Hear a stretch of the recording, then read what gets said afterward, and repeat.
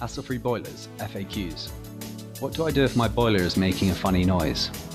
Step 1. Firstly, shut down the power to the boiler. The noise is often due to kettling, which is simply the term used to describe a chugging noise made by the boiler, often when the pilot light first ignites. Step 2. Air may be trapped inside the boiler. Locate the air bleed screw on the pipework around the cylinder. This will be about 10 centimeters of piping that has a screw that you can bleed at the top. Vent the excess air by turning the screw. Step 3. Check that you have enough water going inside the tank, which is normally in your loft. It might be clogged up with sludge. Removing the sediment by flushing the system might sort out the problem.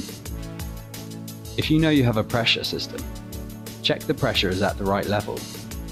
If you know you have an open vented system, check the infeed to the expansion tank.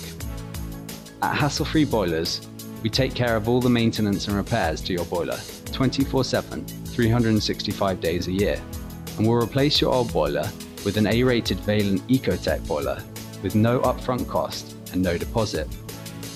If you are tired of worrying that your boiler might not be working properly and would like to save up to 40% on your gas bills, go to hasslefreeboilers.com today to find out more.